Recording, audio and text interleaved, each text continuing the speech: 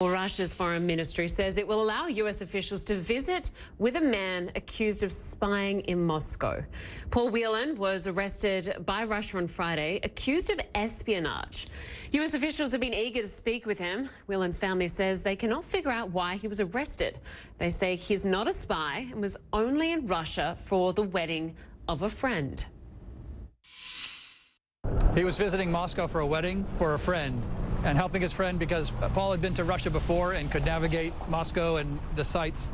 And so he was helping to acquire some of the American tourists around who are part of the wedding party.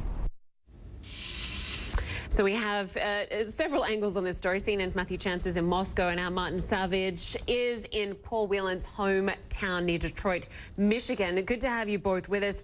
I'll start with you first, Martin, because it's interesting to hear more from the family. We've heard those interviews today from his twin brother. We know that he was a retired Marine. He worked in corporate security. But what specifically did he say when he was asked about whether he is a spy? Well, of course, the family denies it. They say that there is nothing in his history, there's nothing in his character that in any way would suggest that he is a spy or has had some form of espionage or clandestine nature to his visits to Russia. So they just find the whole thing ludicrous. They actually believe that in some way he's being used as a pawn in some kind of showdown between the United States and Russia for whatever reason that may be. It's also interesting to note, though, that you get insight as to his interest in Russia, and it dates all the way back to 2006. That's his first recorded visit. He was actually a Marine in the U.S., serving in the U.S. Marines. He was in Iraq but had leave, and he went to Moscow. And then on VK, that's the social media site in Russia, he posts that one of the reasons he was fascinated with Russia was that he grew up during the Cold War, wanted to see what this former adversary was like. And it turns out, apparently, meeting the people, getting to know the culture, he grew to very much like Russia. And he's been back there many times since, both professionally and for personal reasons, most recently the wedding, as his family says. So that's the insight we have. It's quite interesting, Martin, you raised that social media site that he was a part of in Russia, even though his family says he only went to Russia a few times. He was quite active on that site. He was. I mean, it goes back to 2006, which is when that site began. I think he's got like 70 friends that he's connected to, if that's the way they refer to it, and he's got at least 4 people who are following. Some of them are military contacts. He's got a lot of pictures of himself traveling around the world, as he would do with his job as a global security analyst. And he would make these kind of connections because you would, in that kind of business, want to reach out to others who have a similar kind of job around the world. I believe the family talks about this website, and here's how they explain it.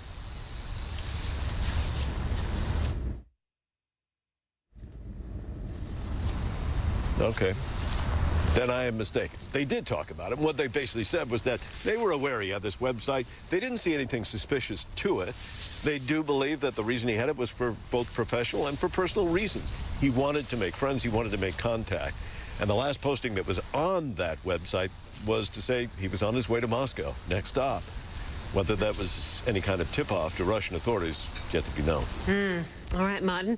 Just stand by for us. I want to go to Matthew, because there is some concern about whether this could be retribution for the way a Russian woman, Maria Butina, has been treated. She, of course, she pleaded guilty to conspiracy against the United States.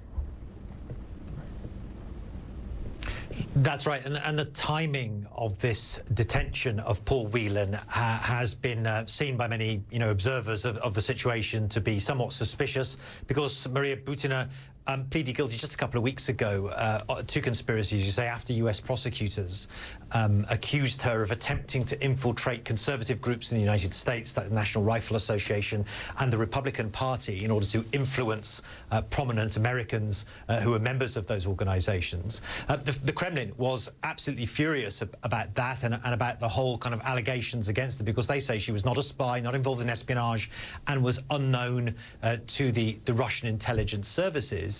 And it's something that Vladimir Putin, the Russian president, spoke about frequently. He spoke about it a couple of weeks ago, not even that long ago, at his annual news conference, in which he said that, the rules of retribution will not be applied in this case. He said, we're not going to arrest any innocent person in an attempt to trade them with Butina. And I'm slightly paraphrasing what he said, but that was the sense of it. Yet here we are in the first days of 2019 with a situation that's emerged. Paul Whelan in custody, accused of espionage. The FSB said he was caught spying, and the speculation now is that this may all be a setup for some kind of prisoner swap in the future to get Butina back here to Moscow. But it is just a speculation at this point, Lynda.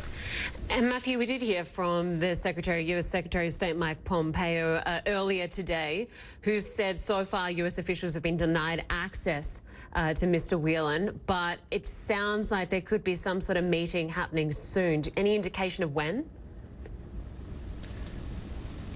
Well, I mean, within the past hour, I've been in contact with the Russian Foreign Ministry, and they've said to me that actually that consular visit that was requested, demanded by the United States, has already taken place. I mean, and that would have taken place about 2 hours ago, according to what the Foreign Ministry spokeswoman, Maria Zakharova, said to me by text message. Yet we've had no confirmation either from the Foreign Ministry about what was discussed or, of course, from US officials. I've been in touch with the US Embassy here in Moscow to see whether they could confirm that or whether they could report back to us on what the condition was of Paul Whelan, which is, of course, one of the main reasons they engage in these kinds of consular visits in situations like this, and that they've just not been able to give me any more information. So I think we're waiting for an official announcement from the State Department in Washington, from the Secretary of State himself, perhaps, to get a real clear read on what the condition of Paul Whelan is and the circumstances, perhaps, of his detention. At the moment, there are big question marks hanging over both of those things, Lynda. Yeah, big question marks and a lot of focus on this case. Matthew Chance for us in Moscow and Martin Savidge near Detroit, Michigan. Thanks so much to you both.